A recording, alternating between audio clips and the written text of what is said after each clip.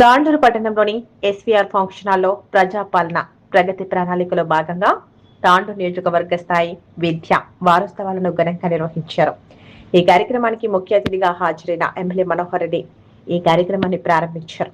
ఈ సందర్భంగా ఎమ్మెల్యే మాట్లాడుతూ తాను కూడా ప్రభుత్వ పాఠశాలలోనే చదివానని గుర్తు చేసుకున్నారు. గతంలో ప్రభుత్వ పాఠశాలల్లో సరైన మౌలిక సదుపాయాలు ఉండేవి కావని, ప్రస్తుతం తెలంగాణలో కాంగ్రెస్ ప్రభుత్వం అధికారంలోకి వచ్చిన తర్వాత ప్రభుత్వ పాఠశాలలో బలోపేతంపై ప్రత్యేక దృష్టి సాధిస్తుందని తెలిపారు. పాఠశాలల అభివృద్ధి కోసం అమ్మ ఆదరణ కమిటీలు ఏర్పాటు చేసినట్లు ఆయన చెప్పారు. పాఠశాలలు ప్రారంభమైన తొలి రోజే విద్యార్థులకు యూనిఫామ్లు, పుస్తకాలు ఉచితంగా అందించడం జరుగుతుందని పేర్కొన్నారు. విద్యార్థులను ప్రభుత్వ పాఠశాలలో చేర్పించే బాధ్యత కేవలం ఉపాధ్యాయుల, తల్లిదండ్రులకే కాకుండా సర్పంచులు, కౌన్సిలర్లు కూడా తీసుకోవాలని సూచించారు. చదువుకుంటేనే సమాజంలో గౌరవం దక్కుతుందని, విద్యే జీవితానికి నిజమైన ఆస్తి అని ఎమ్మెల్యే అన్నారు. ప్రభుత్వ పాఠశాలలో చదివే విద్యార్థులు విద్యలో టాపర్లుగా నిలవడంతో పాటు ఆటలు, సాంస్కృతిక కార్యక్రమాల్లో కూడా ప్రతిభ కనబరచాలని ఆకాంక్షించారు. రేపటి నుంచి బడిబాటలు దయచేసి అందరూ బడిబాటల్లో పాల్గొని మా ప్రభుత్వ పాఠశాల పేరు పేరున దయచేసి అందరికీ అడుగుతున్నాను sir. Thank you very much. Thank you sir, thank you very much. Next ఈ కార్యక్రమాన్ని ఉద్దేశించి తాండూరు టౌన్లో ఉన్నటువంటి గవర్నమెంట్ పాఠశాలలు ఏవైతున్నాయో ఆ పాఠశాలలో పనిచేస్తున్నటువంటి ఉపాధ్యాయులు అందరూ మరియు అందులో చదివినటువంటి విద్యార్థులందరూ కూడా చాలా అదృష్టవంతులు.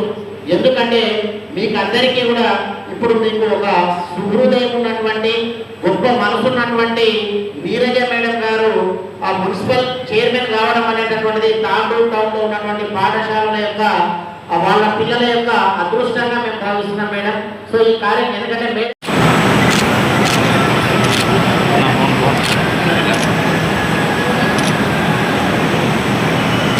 సార్ వెనకాల కూర్చున్న వాళ్ళు దయచేసి ముందుకు రండి సార్. అక్కడ ఉన్న సిఆర్పీలు అందరూ కూడా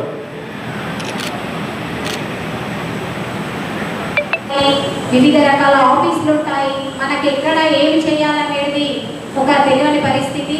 ఇలాంటి ప్రభుత్వం మనకు ఎన్నో రకాల ట్రైనింగ్స్ ఇప్పి మనము విద్యాపరంగా స్కూల్కి వెళ్ళి ఇలా ఈ సమస్యలు చూసుకోవాలనేది ఇంతవరకు మీకు టీచర్లు విన్నవించారు. అలాగే మనం ఏదైతే పాఠశాలలో పిల్లలకి చాలా రకాల సదుపాయాలు కల్పిస్తున్నారు, వాటిని మనము దగ్గరుండి చూసుకోవాల్సిన బాధ్యత మనది. కాబట్టి ప్రతి ఒక్కరము పాఠశాలకే కాకుండా గ్రామ పంచాయతీ సరౌండింగ్లో ఏదైతే గ్రామ పంచాయతీ కానివ్వండి, మున్సిపాలిటీ కానీ మనకు ఏదైతే మన నుంచి అవసరాలు ఉంటాయో వాటిని తప్పగా మనము ముందుండి తీరాలని ప్రతి ఒక్కరికి విన్నవించుకుంటున్నాను. ఇంకో విషయం, తాండూరులో ఈసారి అత్యధిక మార్కులతోని 10th టాపర్లుగా నిలిచినందుకు మా మండల అధికారులకు కానివ్వండి, టీచర్స్ కానివ్వండి, మా తరపున ప్రత్యేకంగా ధన్యవాదాలు తెలియజేస్తున్నాను.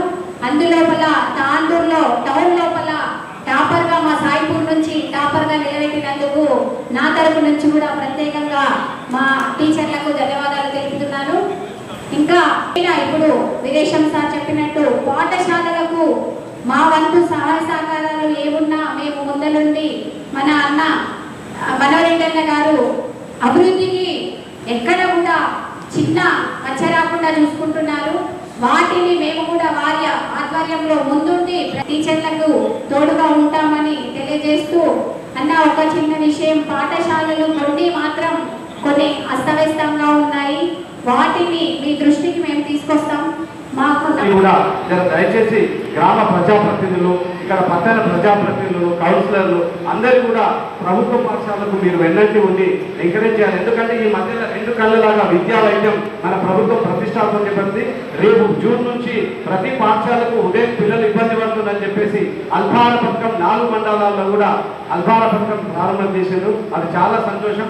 ఇక ప్రభుత్వం 2 కొత్త కార్యక్రమాలు తీసుకున్నారు. ఇక ముందు 10th ఫెయిల్ అయిన, ఇంతకుముందు 10th ఫెయిల్ అయిన పిల్లలకు ఎలాంటివి లేకుంటే స్కూళ్ళనే ఉండే. ఇప్పుడు నియోజకవర్గంలో గవర్నమెంట్ జూనియర్ కాలేజ్లో 4 మండలాల్లో ఎస్ఎస్సి ఫెయిల్ అయిన పిల్లలకు నిన్ననే క్యాంపు ప్రారంభమైంది సార్. అలాగే ప్రతి మండలంలో కూడా 6 నుంచి 9 తరగతి విద్యార్థులకు వాళ్ళు వేసవిలో ఇబ్బంది పడవద్దు, అక్కడిక్కడ తిరగొద్దని చెప్పేసి అది చేతి వృత్తులు, కళలు, పాటలు, ఆటలు అన్నిటికీ యాలాల్ మండలంలో 75 మంది పిల్లలు ఉన్నారు. వాళ్ళకి చాలా మంచిగా ఇష్టం సార్. ఈ మధ్యనే ప్రభుత్వ పాఠశాలను బలోపేతం చేయాలని చెప్పేసి టాలెంట్ ఎగ్జామ్స్ అనుకోండి, యోగా అనుకోండి, కరాటే అనుకోండి, అన్ని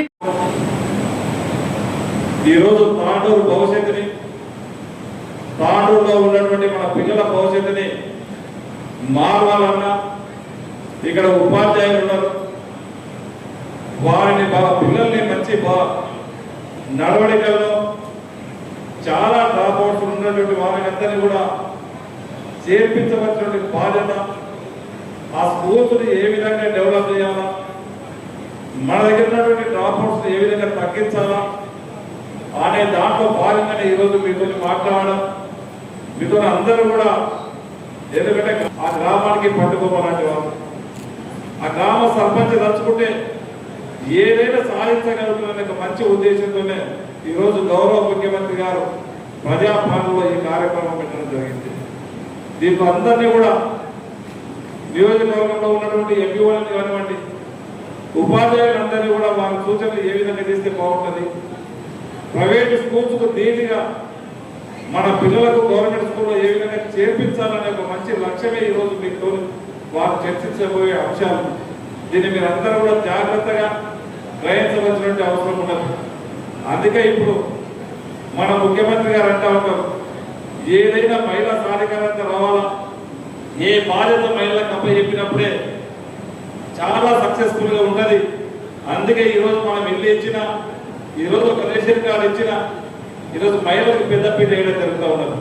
ఇక్కడ పర్సెంటేజ్ చూస్తుంటే కూడా మహిళా సర్పంచ్లో కొద్దిగా హాజరైనరు మా సోదరులు చాలా ఆబ్సెంట్గా కనిపిస్తూ ఉంది. దయచేసి ఈనాటి సమావేశాలకు ఎన్ని పనులున్నా మనం దీంట్లో పార్టిసిపేట్ అయ్యి ఈ రోజు దీంట్లో సూచించినటువంటి అధ్యాపకులు సూచించినటువంటి గౌరవ పెద్దలు వెంకటరామరెడ్డి గారి మంచి సూచనలు చేయడానికి వచ్చి వారు సూచించినటువంటి సూచనలు అంతా కూడా తప్పకుండా మీరు ఆచరించి గతంలో ఏం చేసిండ్రు, మన 2.5 సంవత్సరాల కాలంలో మన ముఖ్యమంత్రి గారు వచ్చిన తర్వాత ఏం చేయబోతా ఉన్నాడో, ఏం చేసిండ్రో ఒకసారి మనం అంతా కూడా ఆలోచన చేసుకోవాలి.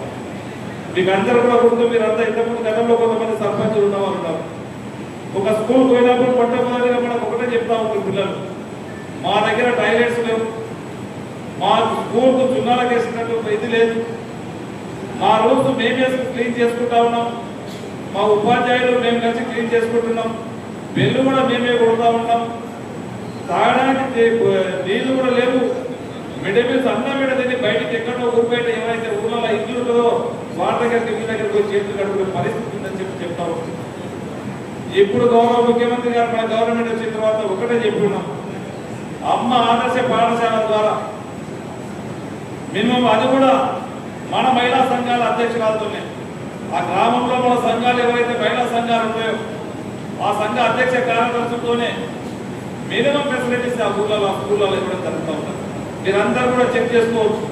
ఈ రోజు ప్రథమంగా మీకున్న విధి విధానాలు ప్రతి స్కూళ్లకు సర్పంచులు విధిగా ఖచ్చితంగా 15 రోజులకు ఒకసారి, నెలకు ఒకసారి పోయి ఖచ్చితంగా ఆ స్కూల్ నీట్గా ఉందా లేదా, ఆ స్కూల్లో వాటర్ వస్తుందా లేదా, ఆ స్కూల్లో మధ్యాహ్నం భోజనం కరెక్ట్ పెడుతుందా లేదా, ఎంతమంది గత నెలలో పిల్లలు వచ్చేది, ఈ నెలలో ఎంతమంది తగ్గుతున్నారా పెరుగుతున్నారా చూసుకోవాల్సిన బాధ్యత కూడా మీకు ఉన్నది.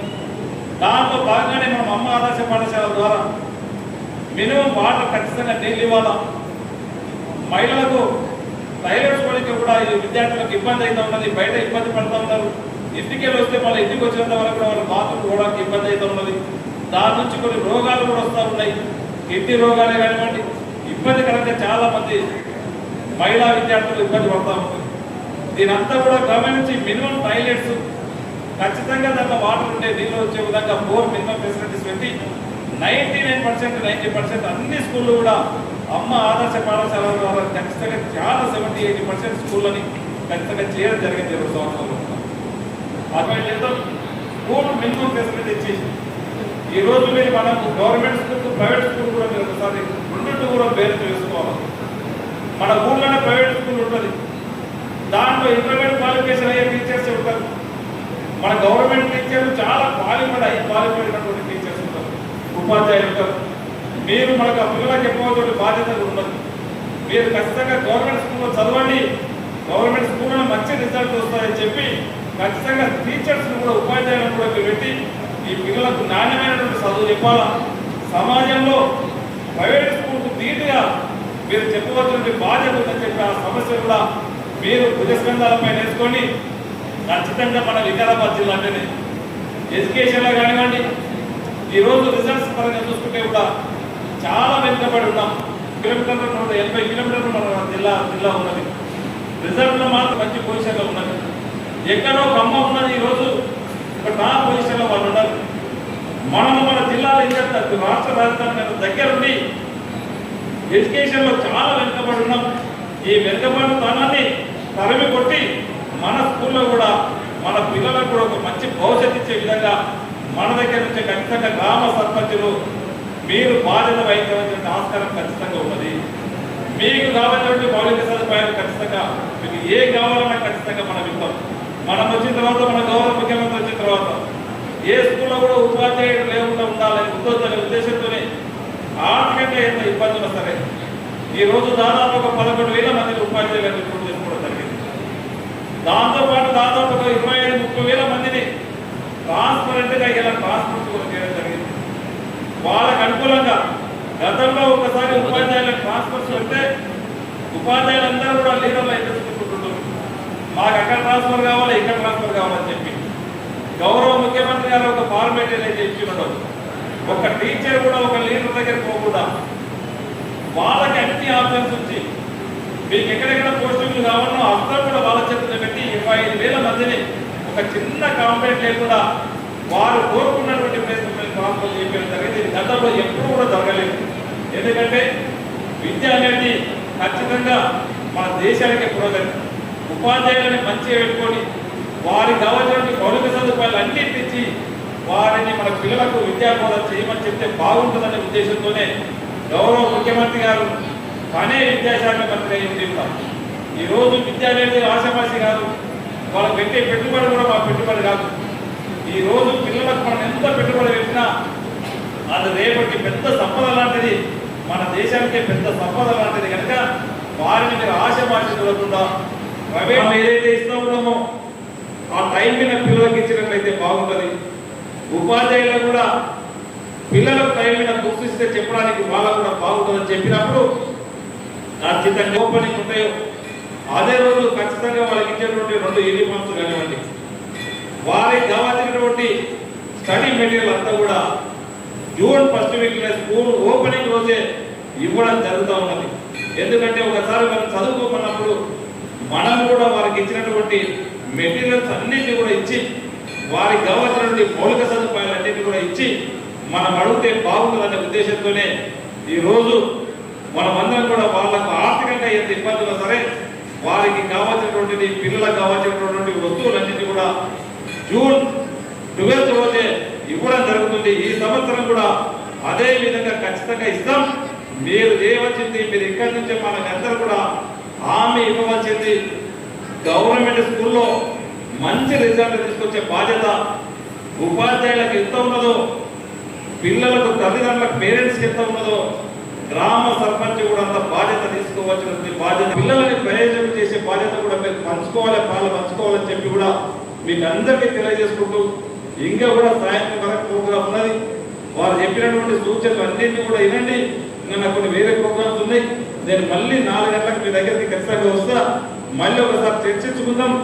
మీకు ఇంకా ఉన్నటువంటి డౌట్లను కూడా అన్నింటినీ కూడా నెరవేరుద్దాం. ఇంకెక్కడైనా స్కూల్ సమస్యలు ఉన్నా, ఇంకెక్కడైనా టీచింగ్ సమస్యలు ఉన్నా అన్నింటినీ నెరవేర్చుకునే బాధ్యత ఒక ఎమ్మెల్యేగా నేను ఖచ్చితంగా తీసుకుంటా. మీరు నాకు ఒకటే హామీ ఇవ్వాలా, ఖచ్చితంగా డ్రాప్ అవుట్స్ని మేము నిర్మూలిస్తాం. ప్రైవేట్ స్కూల్కు ధీటుగా మీ గ్రామాలలో ఎక్కడైతే ప్రైవేట్ స్కూల్ ఉంటాయో దానికి ధీటుగా గవర్నమెంట్ స్కూల్లోని నడుపుతాం. దాంట్లో కూడా అన్నింటినీ కూడా రిజల్ట్స్ తీసుకొస్తాం. మనం ఇంతకుముందు గతంలో మేము చిన్న ఉన్నప్పుడు మేమంతా కూడా ఇక్కడ ఉన్న చాలా మంది గవర్నమెంట్ స్కూల్లో చదువుకున్నాం. నేను కూడా గవర్నమెంట్ స్కూల్లో చదువుకుంటాం. గతంలో ఆ రోజు ఒక 15th ఆగస్ట్ వచ్చినా ఒక పండుగ వాతావరణం ఉంటుండే, ఒక 26th జనవరి వచ్చినా వారం రోజుల నుంచి స్పోర్ట్స్ ఏవో కల్చరల్ ప్రోగ్రామ్స్ ఉంటుండే.